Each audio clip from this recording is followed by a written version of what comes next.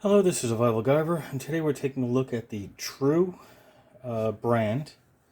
It's called True, which is weird. It's literally called True brand. Lightweight everyday pocket knife. It's super sharp, black oxidized, not anodized, it's oxidized. Stainless steel, partially serrated pocket knife. That is from their Amazon listing. From that specific brand. It's their actual brand. So apparently it's oxidized, not anodized, which is a little weird, but whatever. They're not a knife company as far as I'm concerned. I have not had any true brand products that I like. Not a single one. And I still have another review of the tweezers, which they're not going to like my review on that one either. They can't do anything right. And now I say that with a little bit of holding back that this knife isn't horrible. It's not great, but it's not horrible. It needs some fine-tuning, and it needs some quality control. So I'm going to talk about this, all right? So you'll see that there's some oily residue on here because I've actually had to lube it because I couldn't open the blade. The blade was really, really hard to open, and well, that's kind of defeating the purpose of needing a pocket knife. So let's go over this. So the model number is a Nebo, because True brand and Nebo are the same brand, which is weird because Nebo lights are significantly higher quality than this thing, or any of the True products for that matter. So it's the Nebo-TU6871. So that's the part number. A whole bunch of other numbers at the bottom here. I guess it's a serial number or registry design. I don't know what to say about this thing to be nice. It's a cool looking knife. I will admit it. It is a cool looking knife. So it's metal with some kind of orange in the center. Metal on the back. It's got a pocket clip. That's about it. That's good. And even the handle itself is not great, and I'll show you why. At least not for me. So there will be a link in the top of the description from Amazon if you're interested in buying one. Maybe it'll work for you, but it doesn't work for me. And I'll explain why. So this is a budget knife. I think I paid... I don't remember what I paid. I got it while it was on sale at a local store. Maybe I did get it on Amazon. I don't remember. I had it for a couple of weeks. That's my typical amount of training, opening and closing it, making sure you do it one-handed, see if you can open it with a finger, see if there's any movement of the blade, beating the crap out of it, sharpening it, see how it sharpens, seeing how it sits in your pocket with the clip, if the clip is really high tension like this is. Yeah, there's a whole bunch of interesting things with this. And none of it is particularly great. So they tell you that the blade is 2.75 inches long, partially serrated, which is fine. I know a lot of people prefer plain edge or full serrated. I use serrated a lot for cutting rope, twine, paracord, things of that nature. And then, of course, the plain for everything else. Sometimes you just need something that's serrated. So that works for me. So that's okay with me. I know, again, a lot of people don't like that, but it works for me. And this is, yeah, you can see part of a problem right there. Look at the blade where the serration ends and the rest of the plain blade begins. There's a chunk missing. And it's like that from factory. That's how it came out of the package. Yeah, that's not good quality control. On this side it doesn't look too bad, but that side it's not great. So that's awesome. So the blade's already broken to begin with. Again, small little quality issue. They could have easily fixed that while they were there with the grind. So other than that, we have a anodized, aluminum plated something. I don't know what kind of material this is. It tells me it's aluminum plated. So it doesn't feel like aluminum. It's probably stainless steel of some kind, or just a generic steel, and then it's plated. I don't know, because there's some silver pieces on the inside there. And of course you have the orange spacer, which is a nice touch. I do like that there's a color difference there. I do like the gray color of the handle. It is a liner lock, which is, well, it looks like it's serrated, but it's smooth for the most part. It's just, they're rounded. But so the blade is 2.75 inches long. The length of the handle is 4.25 inches when the blade is closed. It's fully open at 7 inches long.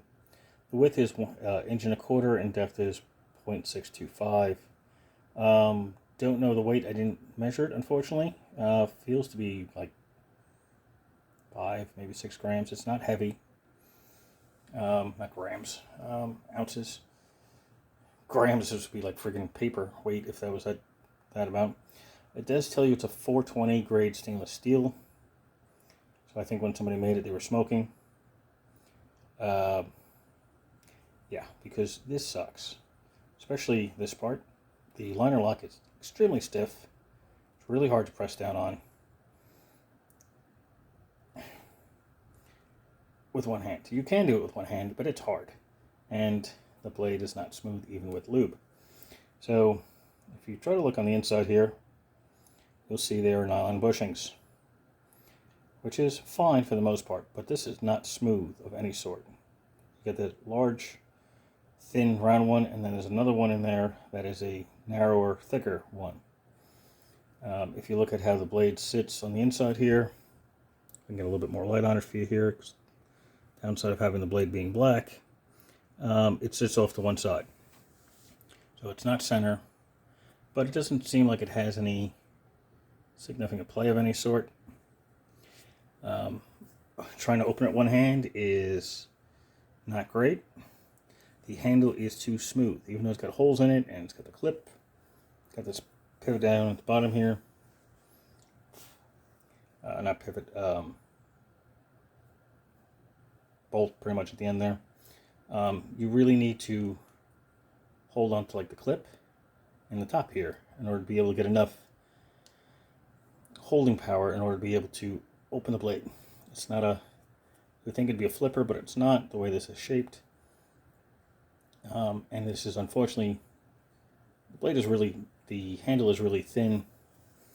Not this way, but this way, and it's smooth, so it's really hard to push against. And the thumb stud is in a horrible location. And it's sharp. The very top of it is quite sharp. Now, there's all the indentions on the inside, so it's a lot to open. Now, okay, sounds like it's open, right? Sounds like it's locked. Yeah, but it's not. So, if you press it that hard, it will lock. Otherwise, it will not. And I'll show you why. See if I can get a little bit more light on this here for you. Try anyway. So, see where the liner lock is?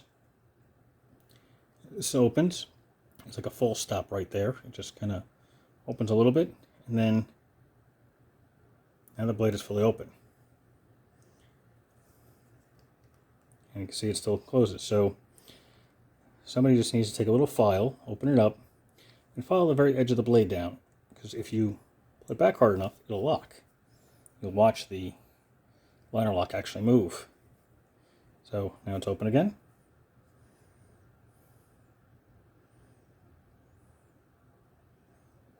Now look, it didn't set back and it's still in the open position, even though it's not. If I pull back on the blade just a hair, you'll watch the liner lock move. So, yeah, that's a safety issue in my opinion. When you think it's closed, it's not. Or when you think it's open, it's not. So that should be closed. That there should be in the closed position, and it's not.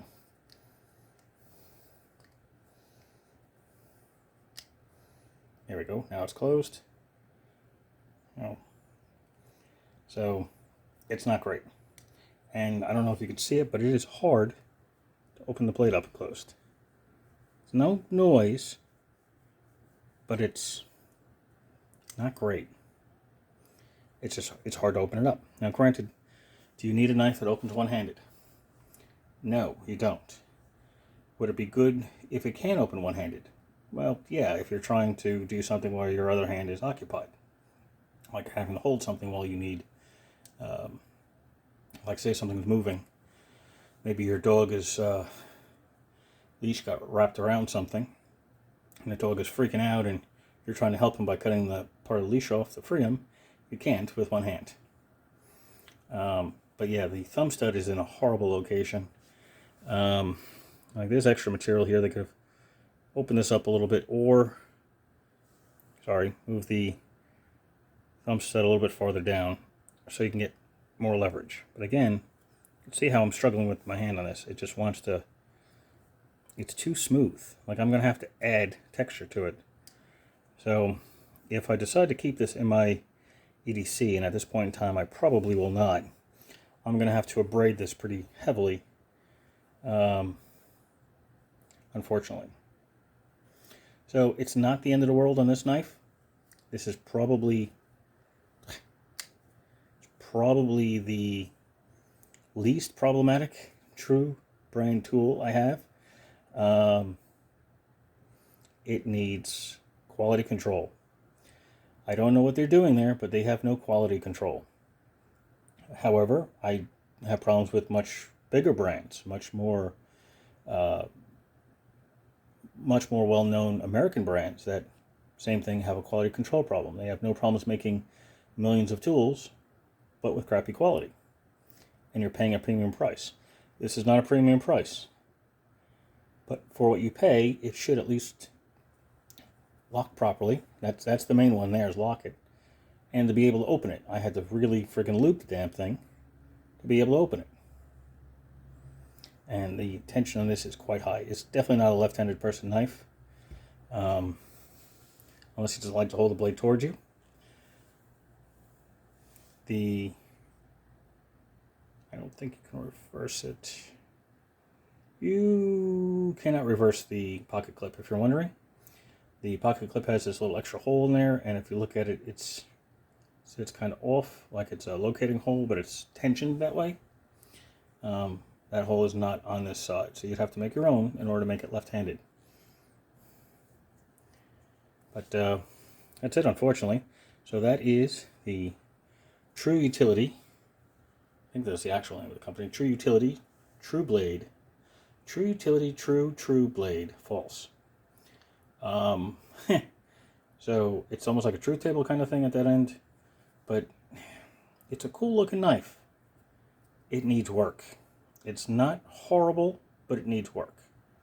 And unfortunately, for the price of it, I don't know if I should spend the time to take it apart and make it work. It should work properly right out of the box. By the way, it is dull as bricks. So this here is absolutely dull. It's the only reason why I would put my finger on it. Came like that out of the container. I have sharpened it. I used my Speedy Sharp a couple of times just to be able to cut paper with it. But that's it. It needs work. It's not horrible, but it needs work. So that's it. So thank you for taking a look at the True something or other True Blade. They say it's lightweight, everyday pocket knife with oxidized stainless steel. So, yeah, there's some weird stuff about this. Let me just scroll through and see if I could find what its weight is, because I don't have my scale out here. It doesn't tell me. Nothing in the specs tells me its weight. Alright, well, link will be in the description if you're interested on Amazon. Please like and subscribe if you haven't already. Questions or comments, leave them below and I will answer them as soon as I can.